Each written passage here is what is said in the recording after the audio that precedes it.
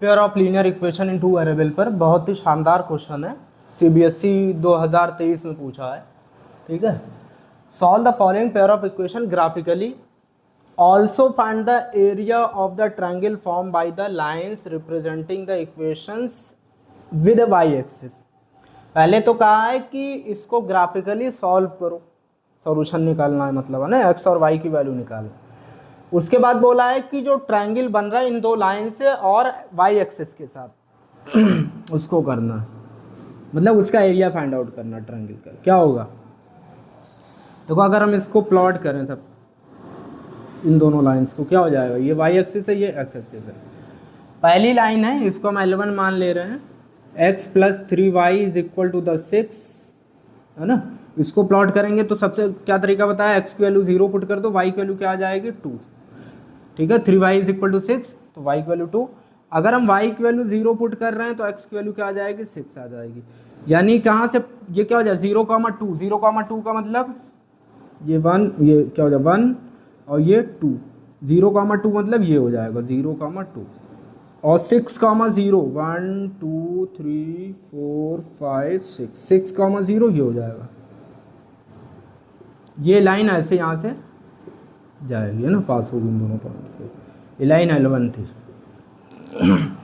अगर हम L2 की बात करें तो L2 क्या है, 2x minus 3y is equal to the 12।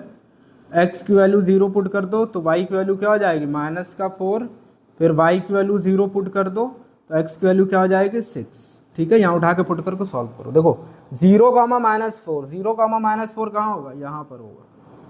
क्या हो जाएगी -1 -2 -3 -4, 0,-4 ही हो जाएगा।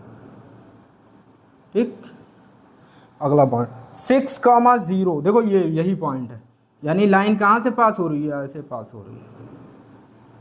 तो यानी ये दोनों लाइन L1 एंड L2 कहाँ इंटरसेक्ट कर रही है 6,0 पर। यही एक पॉइंट ऐसा है जो L1 पे भी है और L2 पर भी, यानी दोनों लाइन को 6,0 क्या कर रहा है, सेटिस्फाई कर रहा है। तो यानी 6,0 क्या होगा, इज द सॉल्यूशन। 6,0 क्या होगा, is solution of L1 and L2। ठीक है, सिस्टम ऑफ लीनियर इक्वेशन। ये पहले का आंसर हमारा हो गया। अब बोला ये जो ट्रायंगल बन रहा है, यानी ये दोनों लाइन और ये वाई एक्सिस, इससे जो ट्रायंगल बन रहा है इसका एरिया बताना। तब ये बताओ इसका एरिया क्या हो जाएगा। देखो हमें यहाँ दिख रहा है ये हाइट हम निकाल सकते, बेस निकाल सकते। देखो ये परपेंडिकुलर ही है ना, ये परपेंडिकुलर है, ये दोनों एक्सिस परपेंडिकुलर होती हैं। तो हमारे पास तो ये हाइट मिल गई इस ट्रायंगल की, ट्रायंगल की हाइट तो ये हो गई। ठीक है, बेस ये हो गया, बेस निकालना पड़ेगा ना। बेस कैसे निकालो, ये बेस है, बेस कैसे निकालो, देखो ये कितना है, ये 4 यूनिट है और ये कितना यूनिट है 2 यूनिट है। तो यानी ये पूरा कितना हो जाएगा 4 + 2 यानी 6 यूनिट हो गया। हाइट कितना है, हाइट भी 6 यूनिट है, देखो हाइट भी 6 यूनिट है। यानी एरिया ऑफ ट्रायंगल की अगर बात करें, एरिया ऑफ ट्रायंगल है ना, क्या हो जाएगा, form by the line L1 L2 with y axis, यहाँ पूरा लिख लेना।